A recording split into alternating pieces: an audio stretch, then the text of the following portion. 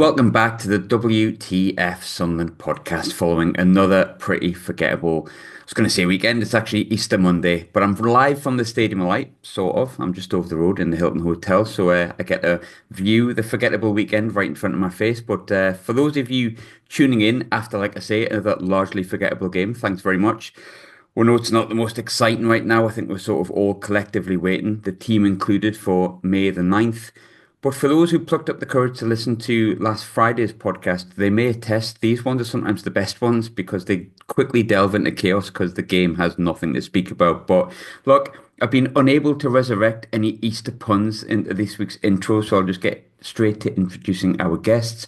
Sophie, you returned from Bristol in one piece, or so it looks like. How are you? You all right? Yeah, I'm good. I'm pleased to be back on and I'm feeling pretty flat, but no doubt we'll pick the bones of it and maybe get into a bit of chaos as well. Why not? Fingers crossed. Well, Dave's here, so there's going to be some element of chaos. Dave, you've had your annual shave. You look like a egg more than you did last week. Right in time for Exactly Easter. that. Exactly that, mate. Just doing like the Sunderland team, just getting ready for the playoffs. Just make myself nice and smart. Make sure my stubble's at a good length. I just remembered you at the you at the playoffs last time because for those unaware who any new listeners to the podcast, last time we got to the playoffs, which was I think our first or second full season of the podcast, we got asked if we wanted to go on the gantry for the Wembley final against Wickham. And I was like, absolutely no chance. No, I want to go and watch the match next to like Ashley and all of the home fans, the Sunderland fans. And Dave went, you know what, I'll do it. Why not? So Dave got like a little segment on, what was it, Sky Bet? Was I it bet, Sky mate. Bet? Yeah, And when I think about it, all I can remember is, so Dave was meant to be commentating like a fan. And when Ross Stewart scored, the most Sunderland way of saying the word surely came out because he just kept going, surely, surely that's the goal. Surely Ross Stewart has done it. So if we do get to Wembley, we need to get Dave on the gantry again to surely commentate on the game moving forward. But look, Dave, I'll go with you first. I think a lot of the stuff today is going to be largely from listeners' questions, whether you agree with it or not. I think these games are largely meaningless, and that means you get like slim pickings from them. But there's a couple of things I think worth mentioning. Another start for Harrison Jones, and look, I'm not getting paid to promote this kid, but he's I'm really impressed with him whenever I see him, and that was today included. I think he's quite clearly a late bloomer compared to like Chris Rigg and that and whatnot, who obviously seemingly was unbelievable from like the age of 12. Harrison, I think, is closer to 19, 20. But he's never let us down when he's come on the pitch, and he started the last two home games. And for me, he's been a real bright spark, and I thought he was quite good today. What did you make of his performance, Dave? And was there anyone else that like stood out for you? Oh my God, we have to mention Tommy Watson because he was actually all right today. yeah. Well, he couldn't have done much worse than Friday, could he? Not. It can't go on like this, can it, Mick? It can. Yeah, I mean, not quite a resurrection from Tommy Watson, but certainly didn't get any lower than where he was at. Harrison Jones, he keeps it neat and tidy, doesn't he? Not very fussy, but he tries to go forward a little bit as well.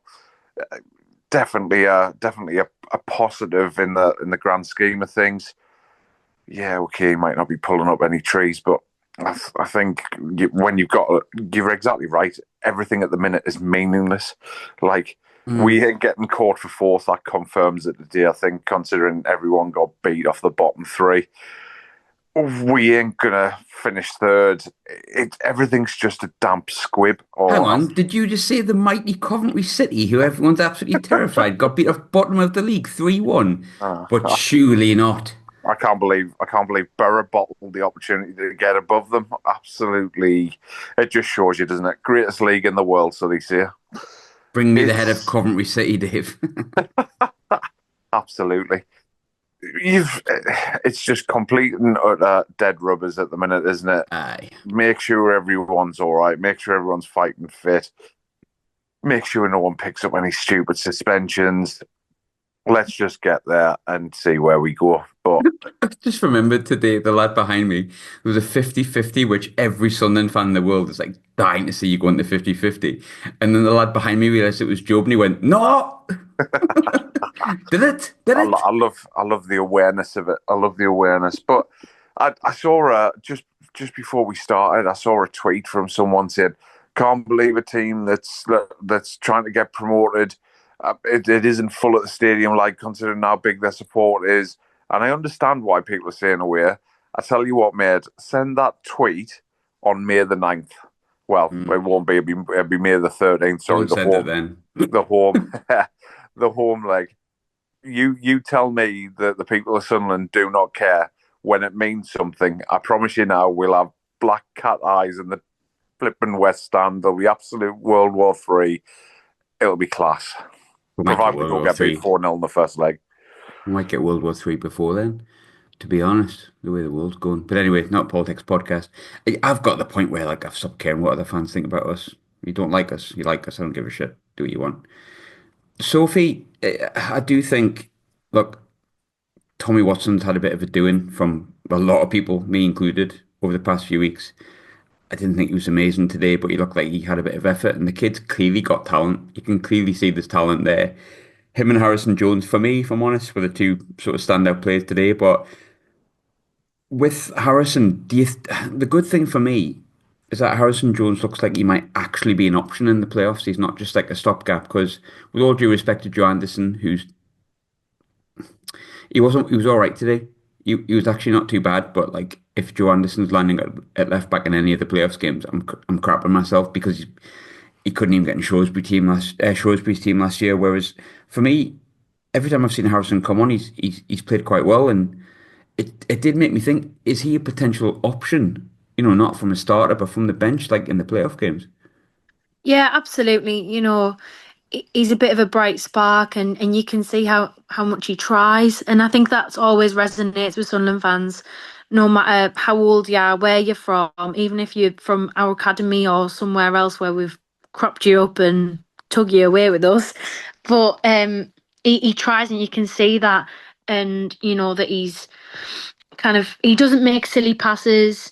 Everything's kind of well thought out. He's obviously a good reader of the game, and that's why he's done so well in the academy, under 21s and all that kind of stuff. So he's definitely an option. But like you say, the other squad, this is the problem, isn't it, that we've got in terms of depth that we've spoken about probably all season, and why we haven't been able to keep up with the top two is down to quality and depth. Like you say, if Joe Anderson lands at left back in the playoffs, then we'll all be worrying and we'll all be scared to death. But that's the problem for a manager to kind of come to terms with. And like he said, he's managing the squad. He's almost preparing the squad for a tournament. That's how I see it. I think that's how he's setting up, and that's how he's going to go into these final couple of games. And I think that it's pointless kind of picking the bones of performances and that type of thing, because it's going to be completely different. Yeah, I'm not panicked. I know a lot of people are, and a lot of those people saying today's performance, sorry, was disgusting, and similar sort of platitudes for that. And look, it's everyone's own opinion. Like, I'm not gonna say you're right, you're wrong, whatever. I can only give you mine. I can't get mad at a team that I largely look at that and go, I don't think that'll be the team. I don't think Joe Anderson's going to be at left back. I think Mepham and O'Nien will be at centre half. I think Job will be in midfield. Wilson might be up front. But like Patrick Roberts will be starting from the start. Mundle will probably be back. You would hope Dennis Serkin's back. Your midfield's going to have your captain in it, and Daniel Enzo Lefebvre is going to be, fit, fresh, and firing. You'll have Riggy's potentially an option off the bench like he was today, who actually got into two fights today, which I thought was the best part of the game, actually. They were fighting in the South Stand, apparently, and they were fighting on the pitch, most entertaining part of the game. Hume's going to be back. I find it, I don't know if this makes me a good fan or a bad fan, but I find it hard to get myself interested in these games when I can clearly tell it's not the team that's going to be in the playoffs. But there's some good questions that people have asked coming up about the game itself and the playoffs coming up and all that kind of stuff. But I thought Harrison Jones played okay today. I thought Watson did well, but then faded a little bit in the second half. But again, it's hard to pick the bones out of a game that is largely just completely and utterly meaningless in many ways. And no game's meaningless. You want to win. I get that. but like we could have won 7-0, lost 7-0 today, and we've already discussed. I'll get my words out in a minute. In recent weeks, the whole how momentum hasn't really affected anything in previous years, so you can kind of go back and rely on that a little bit. But yeah, look, it's three defeats in a row, and I suppose at the end of the day, you don't really want to you don't want to get too bogged down by it, but it's hard to completely ignore. But some of the listeners' questions is what I really wanted to go on to. Dave, I'll sort of chuck one at you, and I'll come back to Soph. One from Chris Black. What's flatter, the performances or the atmosphere? I think they kind of go hand in hand, don't they? Unfortunately, They do. it's it's very much one of them. How A better question would have been after I had my nipple removed because I had male breast cancer, what's flatter, my chest or the performances? uh, I'll tell you what. I'll give you a different perspective on it. Um, I can. I'd love to have a match program from today and see what Labry's pre-match notes are because they must be boring. Did you listen to his post-match afterwards, actually? That's one thing I wanted to mention, actually, before I went to listeners' questions. I don't know if anyone could tell, but I'd forgot what I wanted to ask, and I was just buying for time and just saying words. Now you've just reminded me. Did you watch his post-match interview? Yeah, I did see it. Yeah, What did you make of it? Because to me, it sounded like he was like, "We've played Friday, we've played Monday, we've played three games in a week. I needed to rest and rotate." Now, well, he said something about now the mindset like changes. Is now where he starts to play the team and say like you need to put in two performances against Oxford and QPR. Oh, now we need to build momentum from these games. Or did you take it like he was saying the momentum starts on May the 9th? Because I think he's been quite blunt, to be honest, from his outlook and what he wants. Not what he wants from these games, but how he's viewing these games. But I've seen a little difference today at the end of his interview when he talked about like how now's the time to kind of like kickstart and get the mindset right and stuff like that. Do you think you'll treat these next two games against Oxford and QPR as a little bit different? uh, I'd be possibly against QPR, but I think it would be naive and foolish for what he's done for the last however many weeks to do any different this time, based on the fact that Oxford are absolutely scrapping for their lives. QPR, they'll be on the beach. It means nothing. That will, if we think we've seen pre-season friendly so far, trust me, QPR could well be pre-season friendly like times 1,000, unless Oh, he goes and tries to force it a little bit in that game because he feels as though QPR will take it a bit easier. Oxford, I think would be a bit. It's a horrible place to go. We already know that. We've done it so many times before. They're scrapping for their lives. Granted, they probably only need 3 points from the last two games to guarantee safety. But how do you get? All right, I was going to say how do you get 3 points for the last two games, but you can win one of them. Ignore me. hey, I'm not in pre-season mode that much that I'm forgetting me maths. So it'll be interesting. I still think they'll go with a bit of a rotation, and then I think that week leading up, he will have them fired up to hell. I can't see it change the last. I hope I'm wrong. I hope we get a bit of fast-paced attacking football. I hope Wilson Isidore puts three in the top corner because he needs a little bit of confidence at the minute. But yeah, it's just all very apathetic at the minute, and it's all very kind of relaxed, and you can understand why. I understand people's frustrations. I wouldn't start losing your head yet, but we'll see what happens after May the 13th, I guess.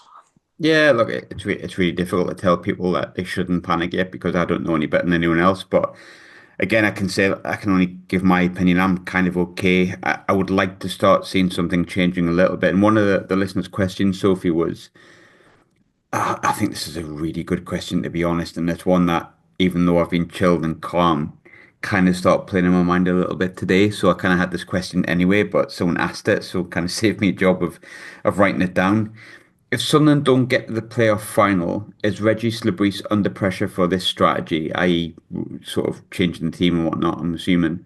Is it right to repeatedly tell fans to get behind the team and certain players when playing deliberately under strength sides? So we'll go with the first one. Do you think he's under pressure if we don't get to the playoff final under the strategy, or is it just a case of maybe we'll just assess that when it comes to it and hopefully it doesn't? I mean, if that is, let's just say that's the case, he will be on under pressure. He has to be.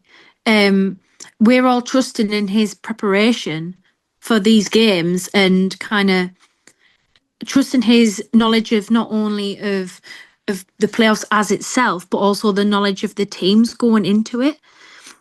So if that's what happens, he has to be under pressure. He's got to face some kind of criticism for that, and he will face criticism for that in terms of how he's prepared us and how he's kind of used the tools that he's got to do that. But I mean, with regards to the second question part of that question, um, I don't I don't know. I don't think it's fair that people spend the hard-earned money to see that kind of performance. I mean, but and like we've already said about why people are staying away, it is because of that. He said it, it's in the paper, it's in his presses that he is managing the squad and he is rotating the squad as part of his preparation. But I think it's hard to go to them games and get behind the team when the performance was so flat. It is difficult. But, I was there, you were there.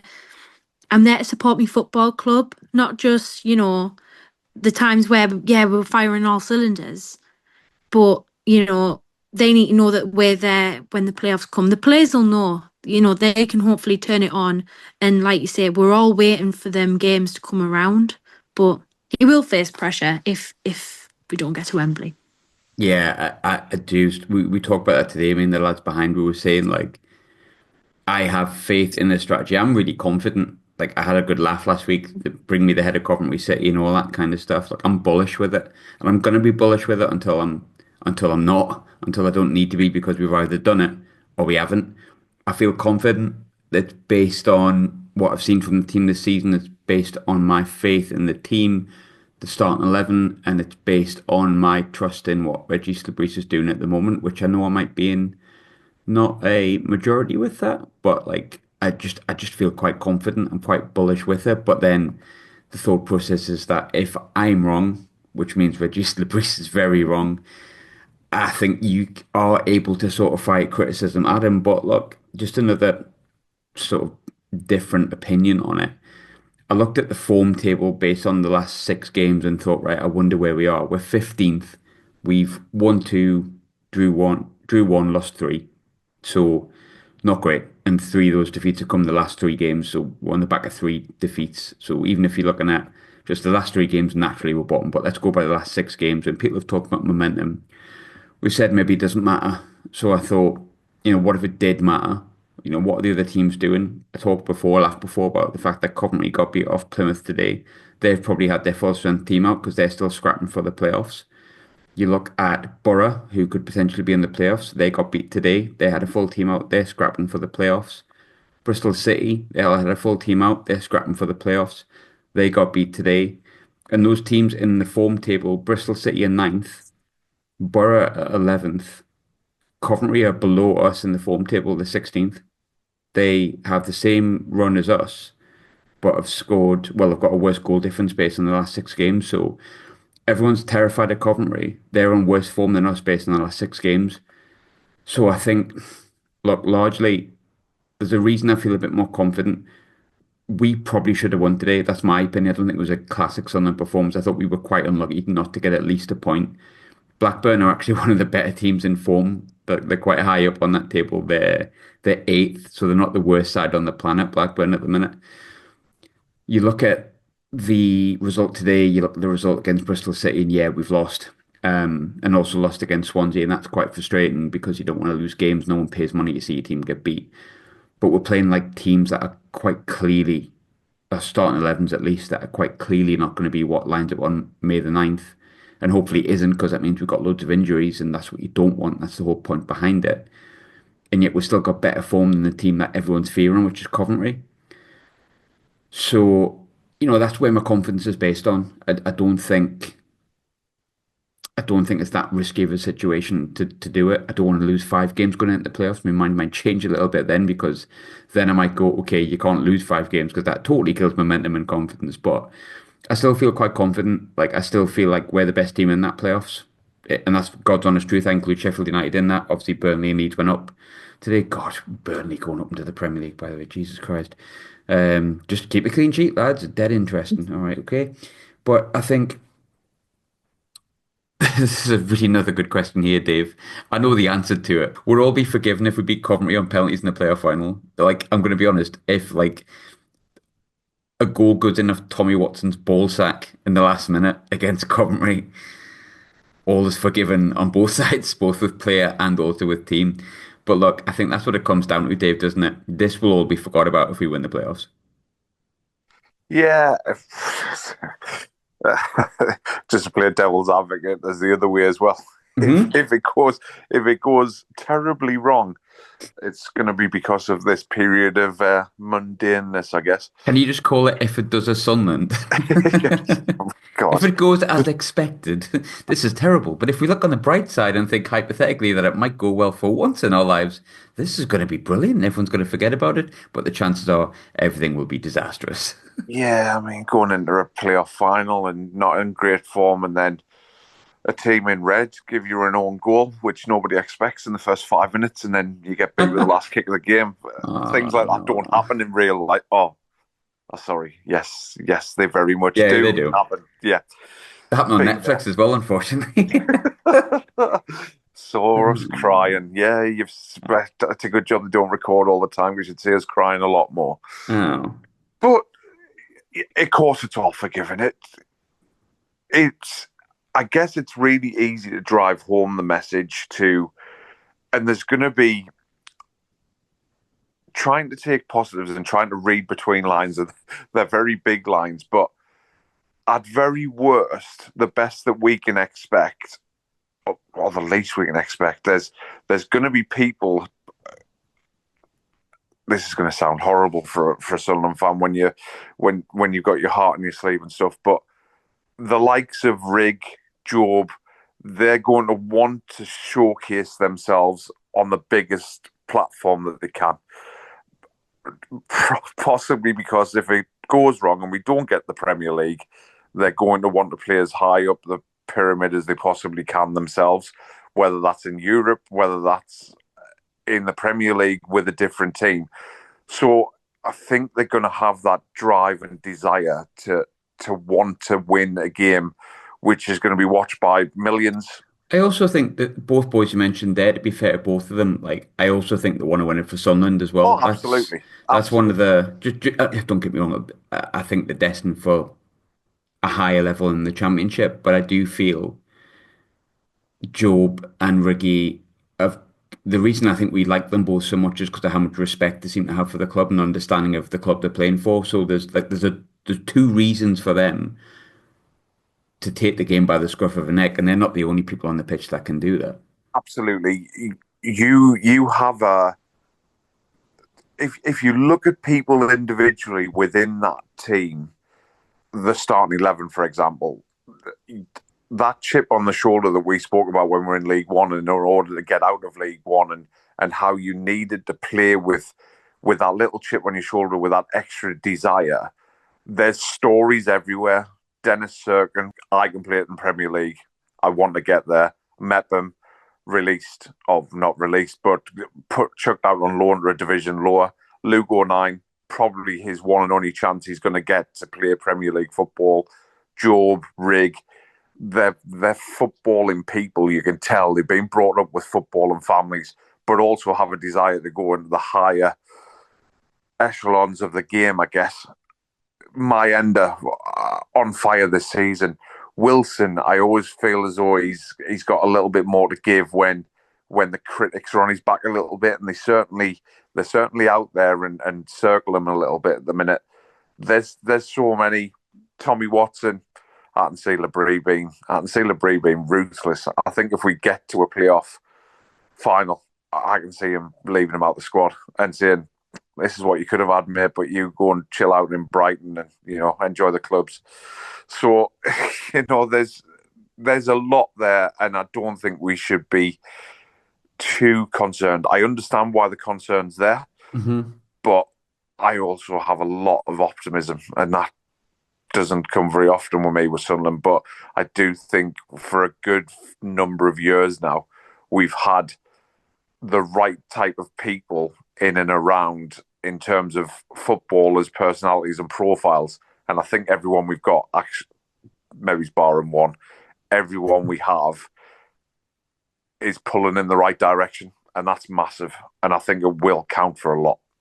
Yeah, I largely feel like that as well. And I think, look, ultimately, this podcast and what's been discussed on it, we're not really gonna know whether what we're saying and what we're feeling and what we're thinking has been right, and we've been right to be calm and right to be confident, or whether we've been wrong. We're not going to know that until the playoffs are over, really, or if we're beaten before the final, we're not going to really know. And I think that's probably the most frustrating thing at the minute. And I talked about it last week, didn't I?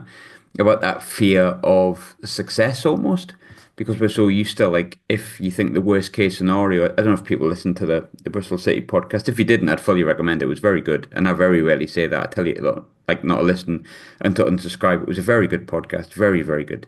I sound like Donald Trump now for some reason, but when it comes to, it was very good. But he's not Irish.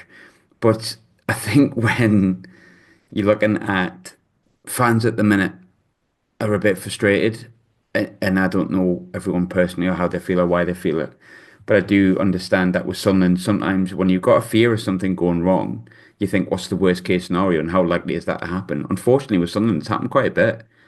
So you kind of go, well, I think he's going to rest these players and then it's going to get knackered anyway. And we're probably going to get Enzo Lafay with a hamstring injury against QPR in the last 5 minutes and everything's going to go to hell. And the reason that you kind of believe that can happen is because Sunderland have done the Sunderland so many times. But if we pull ourselves out of that a little bit, there's such a good opportunity here still. There's a really good squad there. You can kind of see the method in, I wouldn't even call it madness from Regis Labrise. Ultimately, look, I trust what he's doing and I'm confident that this will win us the playoffs. I might be in a minority with that, I don't know. But like I say, bring me the head of Coventry City, Bristol City, whichever other city fancies taking us on in the playoffs. I'm confident regardless. But there is one thing that is concerning me, Sophie, and that this was a good listener question in terms of it needs to be asked. It needs to be asked. God, I can't get my words out, honestly. I haven't even drank tonight, I've only had a steak. But what's happened to Wilson Isidore? The question said he hasn't played well since February. I think that's naturally subjective, but I think that's now what, 11 games he's not scored in. Yeah, I mean, it's like the fear thing you've just been talking about. He signed for permanent and he's turned absolute rubbish. No, he's not rubbish. I don't know. We've said it before about my ender being flavour of the month. And my end has been incredible. The goal he scored at Bristol as well was incredible. But I think with Wilson is that he goes through these kind of spells and he's just clearly that type of player. And if he feels, strikers are kind of, they ride the wave of confidence. And if it's been heavily projected, and I think that the majority of the fan base feels like this, that Mayenda is the number one striker at the minute. That could change. It is subject to change. But if he feels that energy, it might be messing with him a little bit. But we've said it before about he scores great goals and not necessarily a great goal scorer in terms of tap-ins and that type of thing. He's more likely to score an absolute worldie that we'll never see again. But He I almost think did that the today. things... He had that FIFA Yeah, shot he that I was did. like, Yeah. and I felt more confident in that than him like getting a tap in. Yeah, I He's know. Or a but header.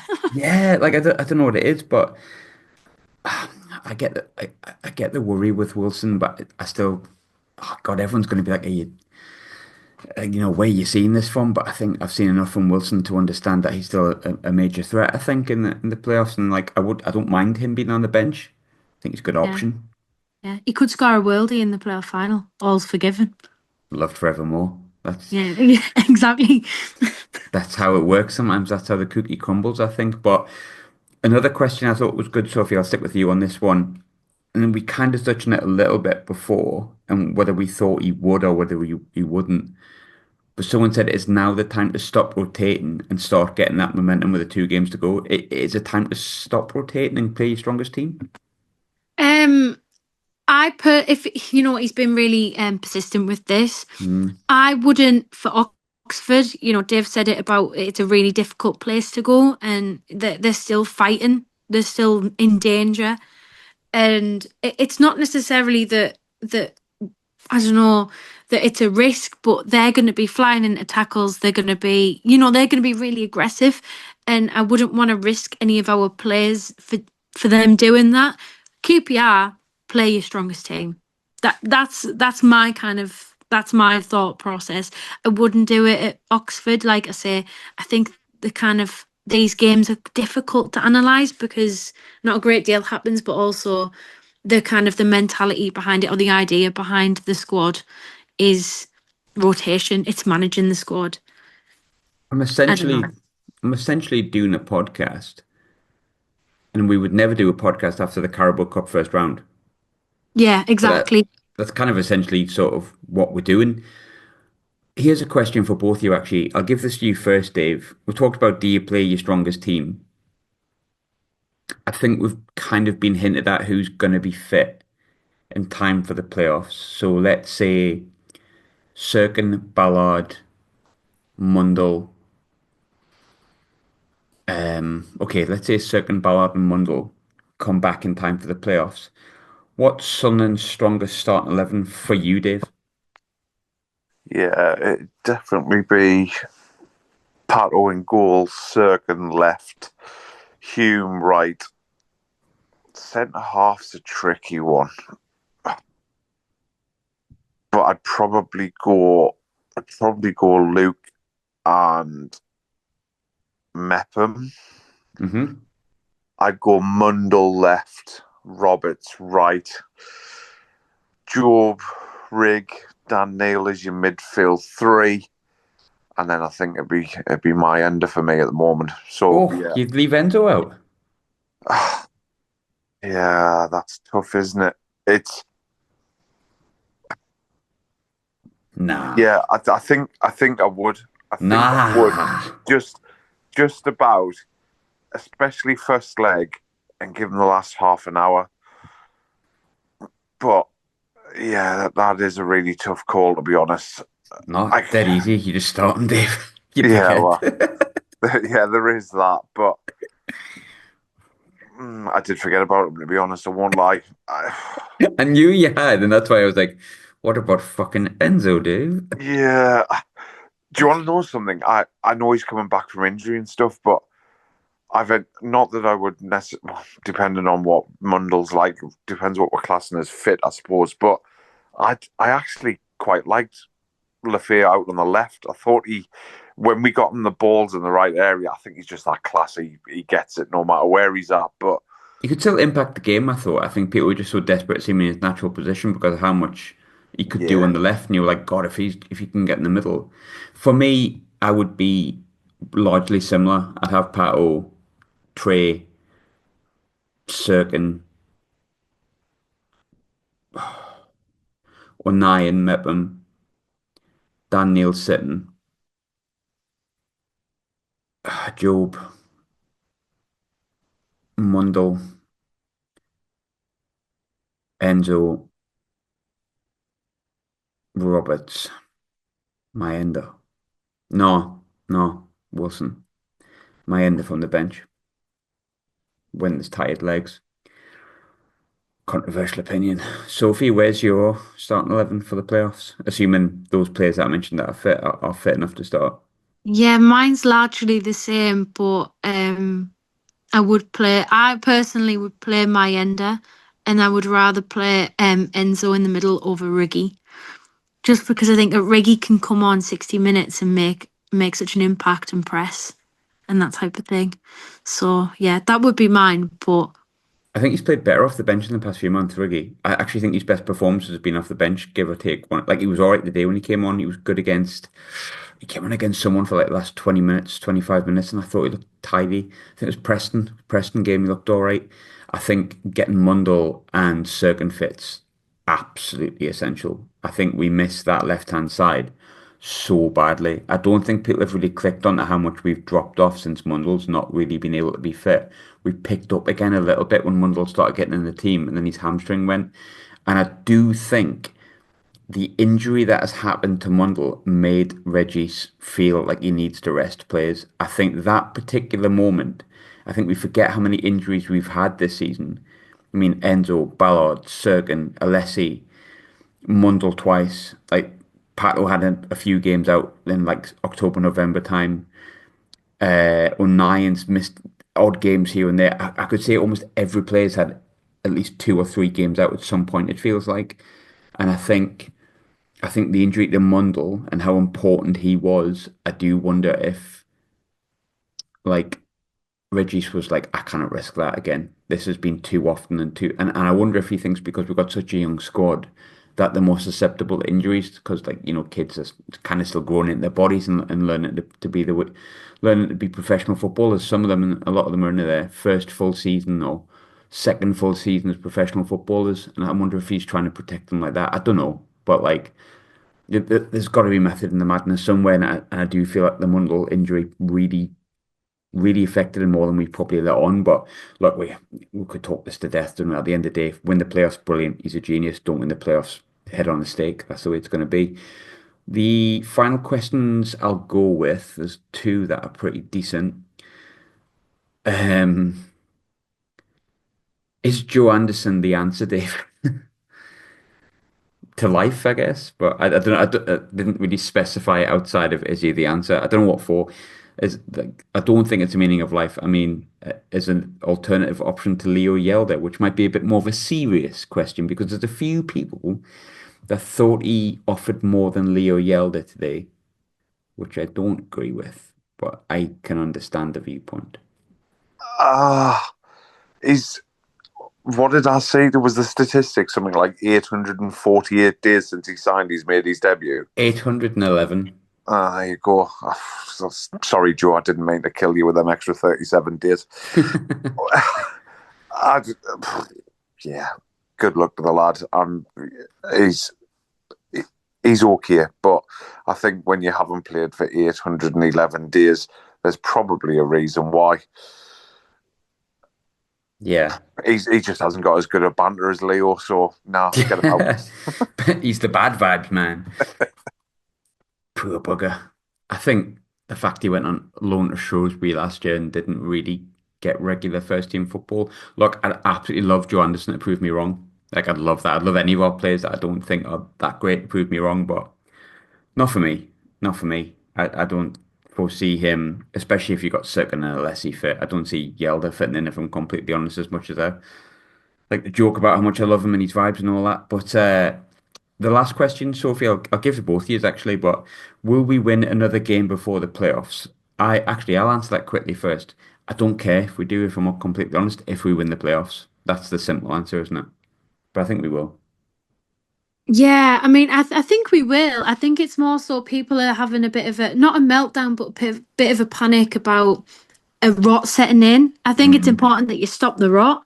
Like, maybe we get a draw, 0-0. But I reckon we'll smash QPR on the last day of the championship season. I may live to regret that, but I'm still confident. I'm the same as you. I do think that we'll get promoted. I do think we'll get to Wembley. So do I'm I. still confident. Yeah, sorry if my confidence offends you, I guess, but I honestly feel just dead confident, and it's making me really chilled. But I think we'll win the game before the end of the playoffs. I've got a good mate who's an Oxford fan, so look, if Sunderland win, sorry, mate, but like if we're going to drop any points, I hope it's to Oxford, not QPR, because we don't affect QPR. But I think we'll win one of the two. I just think we're too good of a team to go 5 games without a win, even if it's rotated. And I have a sneaky suspicion that Regis will probably play a bit of a stronger team in one of those games, most likely QPR. So I'm going to say yes. Dave, do you want to give any different answer to that? Or do you feel massively super confident that we're going to absolutely smash QPR or Oxford or both? Yeah, I think it'll be a stronger team. I think it'll be much closer. I think the intensity will be there. They'll all be giving everyone a bit of a thank you for the season anyway. And QPR, So it's we going to say mean. thank you for the season, the songs I'm singing, thanks for all the So playoffs you're bringing. I Who think can 4-0. live without them? I ask in all honesty. Oh, Davy, without a win or two, where are we? I think it'll be 4-0 QPR, and I reckon Isidore get a hat trick. There you go, called it. It's a draw hat trick. Jesus Christ. There was one fun question. I've lost it. What was your Easter egg you got this year? I've had four Easter eggs in the past like 5 days, and then I'm on the treadmill and I'm like, why am I fat? There's a reason for that. So we had I had a Maltesers one. I had that a couple of weeks ago actually. I got a crunchy one. There's a Terry's chocolate orange, but it's white. Interesting little combo there, a little bit different. And I had a Smarties one. Disappointing if I'm honest with you, because Smarties don't aren't really chocolate. The But, Smarties. but they do have the answer. Joe Anderson is the answer. Sophie, what was your Easter egg this year? Malteser for me. I love a Malteser one. It's my favourite. But then I got my grandparents still buy me Easter eggs. So I got a Ferrero Rocher one. And I Posh. got a Mars one, which I'm gonna devour before I tomorrow starts. Did you see the guy who got one of the bunny ones and it was like a bunny shape, but he'd left it in the sun and it had like melted to the point where it looked like God. an evil bunny. And he was like, "Don't leave your eggs in the sun because this is what happens." But yeah, like I said, it would delve into chaos at some point. Look, I'm dying for the playoffs because I don't know why you're tuning in, to be completely honest, listeners. I don't Like know why we're doing it. I don't like there's people like but when we don't do it, there's people go, oh, I've missed a listen this week. Like 10 people tell me that, all 10 that listen to us on a regular basis. We've tried to change the name of the podcast ever so slightly to stop people from searching for the podcast so they don't have to listen. And yet still all 10 of them tune in. But look, I'm dying for May the 9th at this point. There'll be a preview show at some point this week for Oxford. There'll be one for QPR. And I'll try and make it fun and we'll try and make these things fun. But hold tight, put the seatbelts on, drive slowly up until May the 9th. Just a quick one, just for anyone older, and just for a little bit of like romance, I guess. Did your grandparents? Because we're obviously older than Sophie. Mm, Did your grandparents ever do your paste eggs? Do you remember no. them or not? What's a paste egg? Oh mate, it was just like a boiled egg. I didn't know what they did to them, but they were disgusting. Like, and it was obviously us growing up on council estates and couldn't afford chocolate, or because I was too fat and my mother didn't want to give us chocolate. One of the two. But genuinely, they were like, I don't know what they were. They were like an unpickled egg. Can you imagine the texture of a pickled Oh, egg? And they just sat in the fridge, and I don't know what the crack was with them. But see if we get any replies when we put this out. a paste egg. I'm sure they were called a paste egg, but weird. Let us know what eggs you've had. Like, look, let's make this as engaging as possible and by just telling us what eggs you've had.